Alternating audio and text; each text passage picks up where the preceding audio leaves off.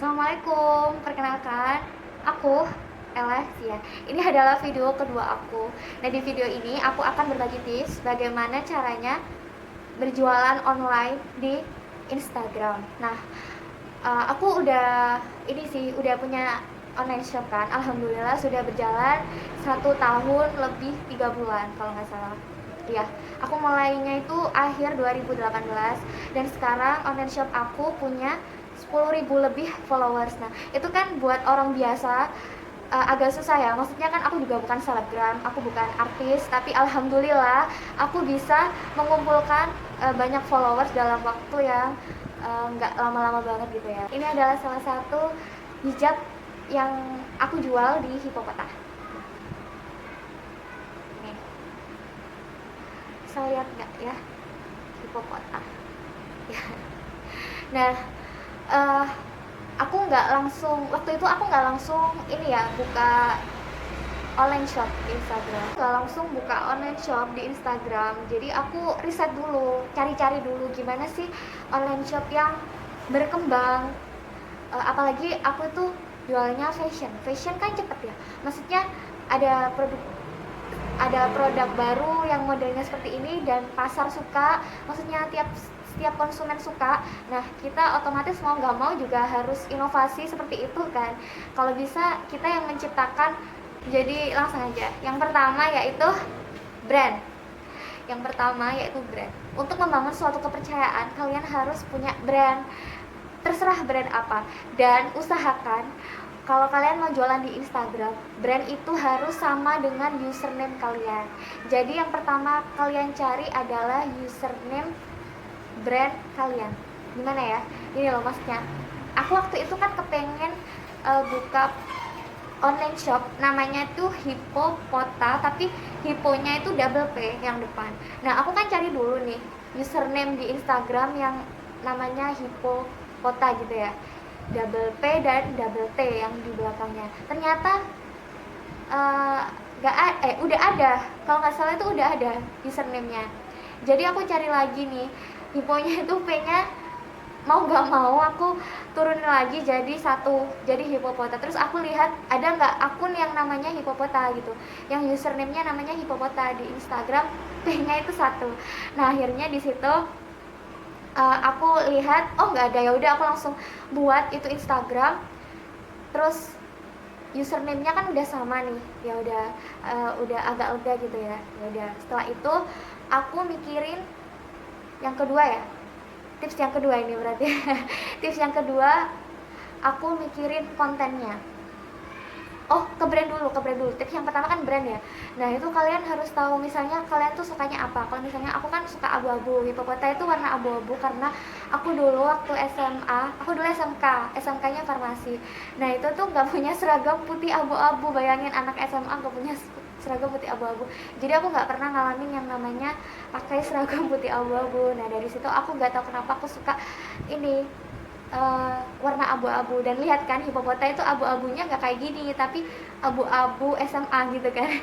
Karena ya itu waduh curahan hati aku. Nah, terus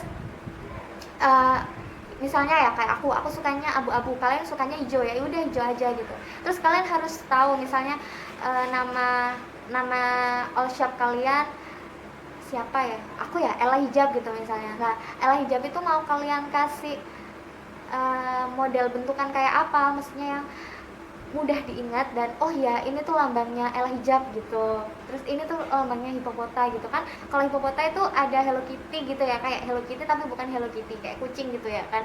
Nah, kayak kucing karena aku tuh suka kucing gitu. Jadi di situ namanya kayak gitu. Terus kucing itu aku mikirnya seharian kalau nggak salah. Jadi habis buat Instagram, buat username, terus aku buat itu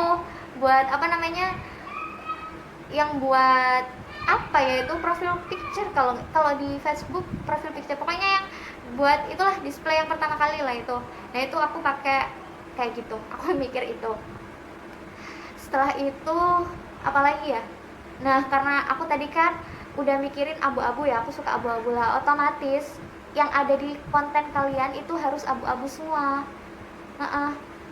kok kalian sih, aku maksudnya di Hippopota kan catching gitu, orang suka gitu lihatnya, oh kok bagus gitu ya kan. Kita harus mendapatkan kepercayaan konsumen untuk menarik follower dan menarik yang pasti terutama pembeli. Terus tips yang aku ada contekan. tips yang kedua yaitu siapkan konten. Nah kayak aku tadi ya, kontennya itu harus sesuai pasar kalian. Nah kalau di Hippopota itu kan hijab syar'i, otomatis pasarnya itu di wanita muslimah. Nah wanita muslimah, jadi aku bikin konten itu yang disukai sama wanita muslimah ya, maksudnya nggak hanya konten tapi yang menambah wawasan mereka tentang Islam, belajar Islam seperti Al-Quran. Nah sekarang Hippopota ini lagi ini kayak dari Instagram kan itu ya kayak quotes gitu ya sekarang yang rame, terus banyak like-nya. Nah itu aku juga bikin quotes gitu tapi isinya ayat-ayat. Nah di ayat-ayat itu tuh karena kebanyakan kan konsumennya Hippopota, customernya Hippopota itu kan cewek-cewek yang masih apa ya, kayak ukti-ukti yang belum nikah gitu ya kebanyakan, tapi juga ada ya gak banyak juga yang sudah nikah tapi kan masih punya hati yang melo-melo ya. Jadi aku filter nih apa ayat-ayat Al-Quran yang sesuai dengan mereka gitu. Jadi mereka tuh suka nggak hanya lihat produk kita aja, tapi mereka juga ngambil manfaat di situ. Nah, ngambil manfaat. Terus habis itu kalau misalnya ya kalian produknya ke cowok gitu ya, ke cowok lah, kalian harus bisa kayak gitu karena algoritma Instagram sekarang itu nggak kayak dulu. Kalau dulu kan real time, maksudnya real time itu apa, misalnya kita upload jam 3 sore gitu, ya udah itu keluarnya jam 3 sore, habis itu yang belakangnya tuh yang jam 3 kurang gitu ya, terus yang bawah lagi jam 2 gitu. Kalau yang sekarang kan nggak, sekarang kan berdasarkan like, komen, kayak gitulah. Jadi kalau misalnya konten kalian bagus dan kalian mendapatkan engagement itu kayak apa ya, kayak banyak yang komen, banyak yang share, banyak yang like, nah itu otomatis kalian bisa masuk di beranda yang nomor 1 gitu, nggak harus nomor 1, pokoknya di atas gitu follower kalian. Nah makanya konten itu penting karena itu tadi karena algoritma Instagram. Terus yang ketiga, mengumpulkan follower. Nah jadi sembari kalian menyiapkan konten, kalian harus mengumpulkan follower minimal 1000, ingat ya 1000, agar mendapatkan kepercayaan itu tadi, trust. Jadi kalian harus gimana caranya mengumpulkan 1000 follower itu sebelum kalian ngeflorin apa ya, kalian melaunchingkan online shop kalian. Jadi jangan sampai kalian cuma punya follower 30, 40, 100 tapi udah launching produk. Emang bener sih kita usaha gitu ya, tapi setidaknya harus 1000 karena apa? Itu suatu kepercayaan tersendiri gitu. Oh ya followernya banyak gitu kan. Nah bagi konsumen pasti lebih milih yang followernya banyak kan, karena udah mikir kayak oh itu pasti banyak yang udah beli, terus padahal juga kadang ada yang belum beli gitu tapi kita udah dapet 1000 followers, itu nilai plus tersendiri. Maka dari itu harus ngumpulin itu dulu, 1000 dulu. Kalau aku dulu caranya aku ini nge-follow artis-artis. Nah biasanya nggak tahu kenapa tiba-tiba kalau nge-follow artis itu ada aja yang fallback gitu, fallback gitu. Terus nge-follow kiranya ini apa saingan atau enggak gitu, yang pokoknya yang produknya yang hampir sama dengan kita tapi dia itu followernya lebih besar daripada kita. Lah itu kalian followin semua yang nge-follow all shop itu, nanti insya Allah ada yang fallback gitu, tapi dengan catatan kalian sudah upload produk kalian kayak gitu. Terus ini aku follow semua artis, nah tiba-tiba nanti ada yang fallback, tapi itu nggak jamin sih, maksudnya dia juga bisa kapan-kapan hilang gitu, maksudnya nge-unfollow kita, tapi nggak apa-apa. Jadi hari ini aku nge-follow semua yang ada di artis itu, besoknya aku unfollow artis-artis itu, terus besoknya lagi aku nge-follow, pokoknya aku kayak gitu sampai followers aku ada 1000 waktu itu. Pokoknya kalian kayak gitu, harus kayak gitu kalau mau cepat berkembang pesat ya.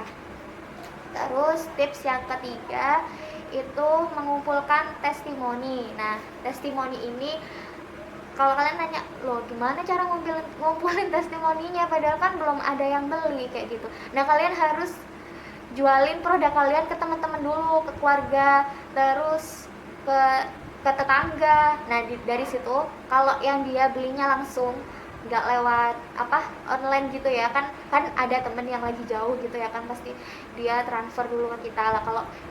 Kalau dia belinya langsung, kalian minta testimoninya pemakaian itu, pokoknya nunjukin barang yang dia pakai itu kalau itu dari barang kita gitu. Kalau aku dulu kayak gitu ke teman-teman aku, jadi teman-teman kuliah aku yang pada beli itu mereka pada aku suruh foto buat testimoni, dan mereka aku suruh ngetestimoni jujur. Jadi aku tahu salah aku di mana, kurang aku di mana, terus pokoknya buat memperbaiki lah, untuk mengevaluasi produk aku itu kayak gimana. Ya alhamdulillah waktu itu mereka itu testimoninya bagus-bagus. Oh jadi ya udah, alhamdulillah berarti produk aku udah layak gitu ya, sesuai. Terus apalagi ya, oh ya, kalau dia belinya lewat transfer, usahakan kalian capture setiap testimoni mereka gitu di WhatsApp. Dan jangan salah kalau misalnya mereka jujur ya, nggak apa-apa kalau mereka jujur. Nah waktu paid promote kalian juga harus ngecek gitu ya, kalau misalnya dari selebgram itu misalnya dia followersnya 1 juta gitu, tapi yang nge-like postingannya dia cuma 200 kan gak masuk akal ya. Terus yang komen juga berapa ya, misalnya cuma 2 gitu ya kan gak masuk akal. Jadi kalian harus lihat selebgram yang engagementnya itu hampir sama dengan jumlah followersnya mereka. Misalnya 10.000 nggak apa-apa, asal yang like itu sekitar 1.000, 2.000, 3.000, berarti kan otomatis itu follower aktif semuanya kan. Sekarang kan banyak ya yang kayak beli follower gitu, jadi kalian harus lihat itu, terus komentarnya, terus pokoknya kalian lihat insight-nya, kalau bisa minta insight-nya dia gitu, biar kalian tahu siapa aja sih yang ngepoin sesuai pasar kalian apa enggak, kayak gitu. Terus selain itu kalian juga harus menyiapkan konten paid promote kalian. Itu penting banget, karena kan kalau orang lihat oh bagus ya gitu, pasti otomatis kan langsung ngeklik, terus ngepoin, abis gitu kalau dia suka dia bakal follow.